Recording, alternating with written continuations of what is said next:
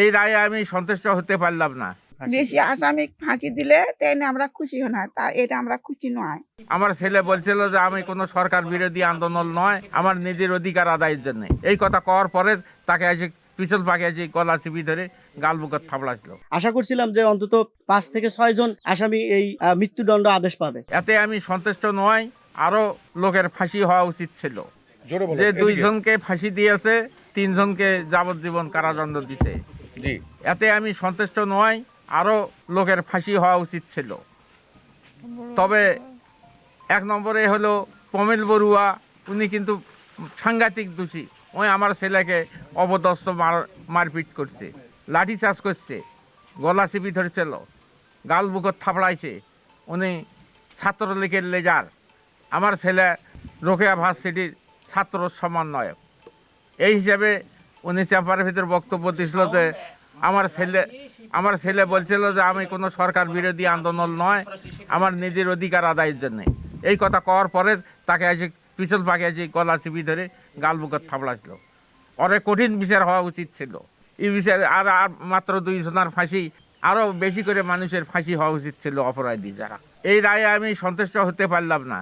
আমার যারা দোষী ছিল তাদের ফাঁসি কাস্টমে ঝুলা উচিত ছিল। তো অনেক আসামি তো ছাড়ে আড়ে গেছে, যারা অপরাধী। ইয়া রায় আমি সন্তুষ্ট নয়। অপরাধী বাঁচি বাদ গেল। বেশি আসামি ফাঁকি দিলে তাই না আমরা খুশি হই না, তা এটা আমরা খুশি নয়। খুশি কেন না, আসামি ছাড়া গেছে, আসামি ফাঁসি হয় নাই, এই জন্যে আমরা বেয়া খুশি। এখন আমার অন্তর ভালো হয় নাই, আত্মা ঠান্ডা হয় নাই। ওলেক ধরতে, ওলেক ফাঁসি দিয়ে, ওলেক ধরবে না আইন হিসেবে। আর জানি সরকারে আরো জানি আসামি ধরে, আরো জানি জেল দেয়, তাই না আমরা খুশি হতে হয়। তাছাড়া আমরা খুশি নয়। আমার ছেলে মেলা অত্যাচার করছে, আমরা এই জন্যে খুশি হয়নি এলা ওই পর্যন্ত।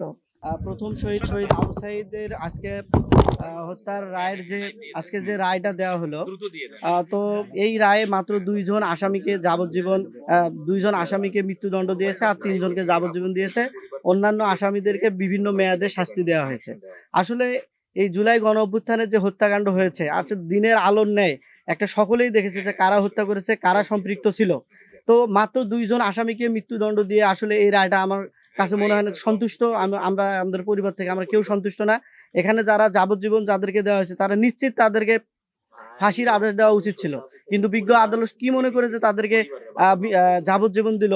আর এই যে প্রমিল বড়ুয়া, যারা এই যে সম্পৃক্ত ছিল হত্যাকাণ্ডের সাথে, যারা ইন্ধনদাতা ছিল, তাদেরকে এত কম সময় বা কম একটা দিনের যে রায় দিয়েছে, আসলে এটা খুবই দুঃখজনক।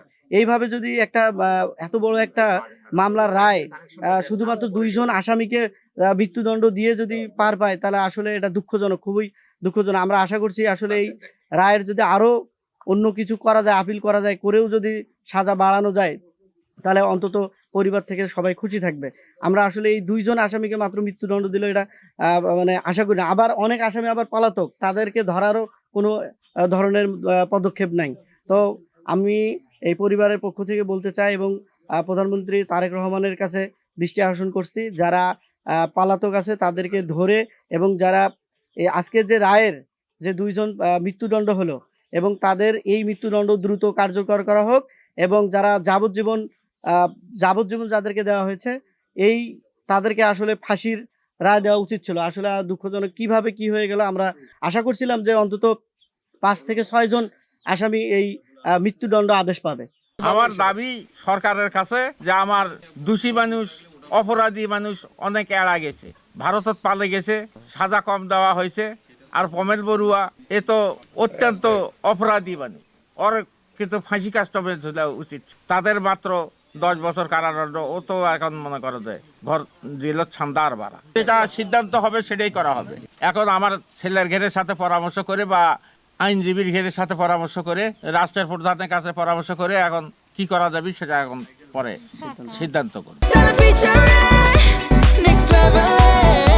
Well done, side by side, free.